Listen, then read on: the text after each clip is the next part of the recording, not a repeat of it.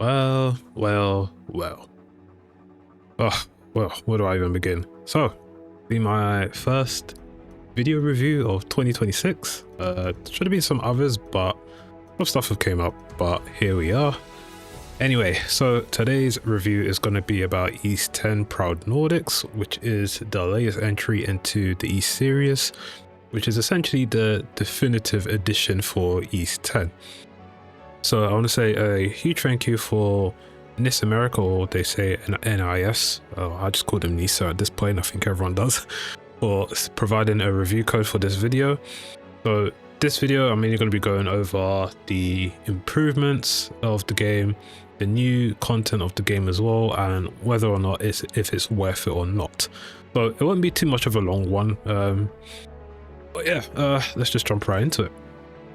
So before we get into like the whole like improvements and stuff, essentially the game is still the same in terms of story, apart from a few added extra, I wouldn't even say scenes, an area, somewhat of a new storyline there, but in terms of like the main story, how the ending is and everything, that's all still the same. You know, nothing has changed. It's not like Persona 5 Royale where you have like a completely new ending and stuff and all of that stuff. So yeah, in that regards, the improvements of the game. So there's not too many that I've seen in the game. Obviously some bosses got changed a bit, some are a bit more aggressive. A couple new additions as well during the story. Obviously you got the whole new area as well, which I'll go into a bit more. But yeah, in terms of like improvements, I have not seen too much. Like the game itself is still solid. Now, is it like the best East game out there? No. Arguably that's still East 8 for me, right? Like that one, I just haven't felt it the same. You know, East 9 was pretty decent for the most part, but I think the setting for me wasn't all that great. But yeah, it's not a bad game, but it's definitely not like a great game as well. But I say it's more on like the 7-8 side, 7-8 out of 10. But yeah, improvements still the same, still runs well. I bear in mind I was playing on PC, so literally you have all the options there. So I'm kind of grateful for that as well. Although if you are planning to get this and you don't want to start fresh, there is a new game plus, or essentially a thing that allows you to carry over your clear save file from the original game. Now I don't know if this is on console, but on PC, at least on the west side, it is there. So you have that option. You can take over your levels, your ship improvements, all of that stuff. And then there's also a thing called infinity mode, which is essentially like, think of it as a new game plus mode where the enemies levels kind of scale up in a sense of, oh, they know your new game plus, so then you should already be having like all your skills and stuff already. Now I did try this infinity mode out. However, I think there's a slight oversight on this one, and I say this because when you start off the game, you can't essentially equip any equipment or your swords and all that, right? You can only change your moves. So it's funny enough, when you're facing the enemies, they're like severely scaled up to the point you'll probably be fighting there for like a good 5-10 minutes, and if you mess up once, yeah, you're pretty much dead on the spot. So I think in that regard they should have at least allowed you to equip it, or you know, maybe scale it back down for just those two fights. Obviously once you go past it, you can just equip what you want, and then the game will feel fine, right? But that's just the only oversight there. But yeah, in terms of improvements, it's still more or less the same game, but like some quality of life stuff here and there as well. Now in terms of the new content itself, this adds on about 10 to 20 hours tops, depending on like if you just speed run through it or whatnot. Don't get me wrong, I think the new content is actually nice. The new characters are nice as well, but it doesn't really change the story that much. So it just begs the question, like, why was it there, you know, or like why was it not originally there? It's a bit of an odd one, right? Because when you usually get these definitive edition of games where they add stuff in, it usually somewhat changes the story to an extent. Maybe new ending, new stuff here and there and all of that stuff. But This one is just, hey, here's like an extra area or two and all that. Here's some new enemies, some new bosses. Go fight them.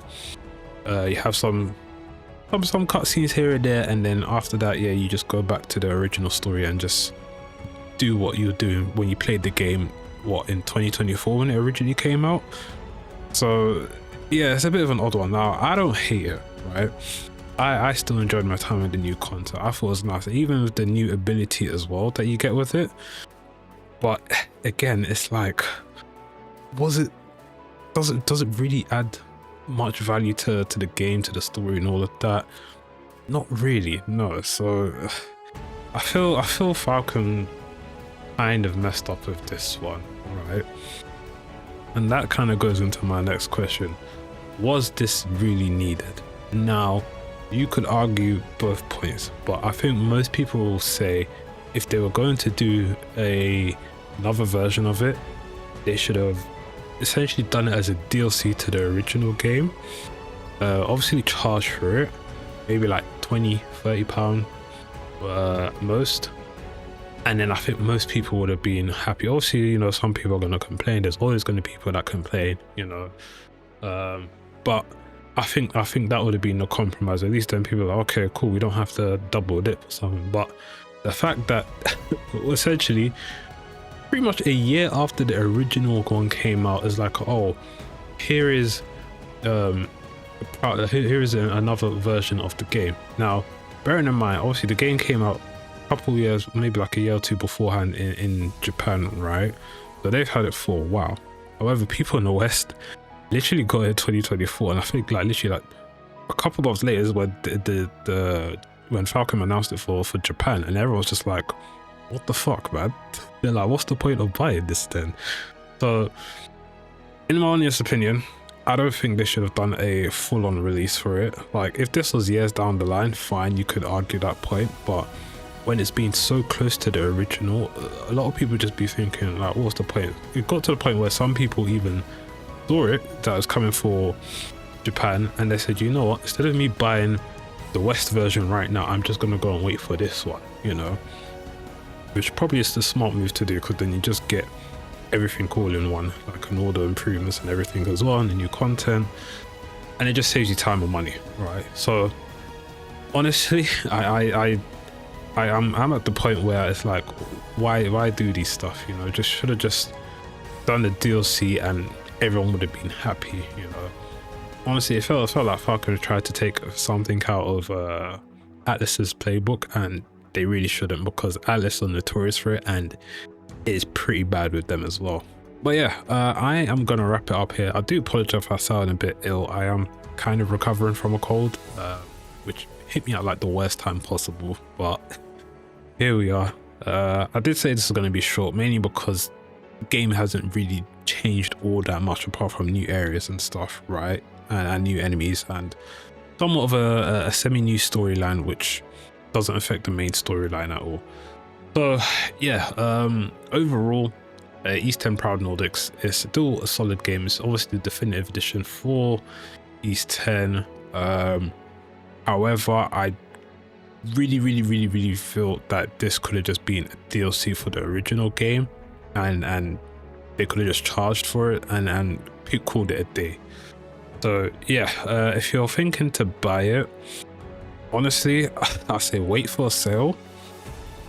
Obviously, if you've got money to spend, go for it and whatnot, but wait for a sale, and just get it when it's like a good price, especially if you already bought East 10 recently. I don't think there's no need to rush to buy this, you know.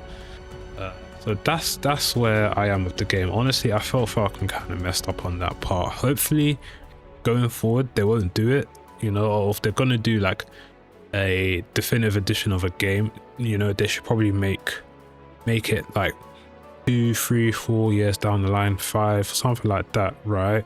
Whereas something very substantial and stuff, because this one was just like pretty bare bones. But overall, I still enjoyed the game.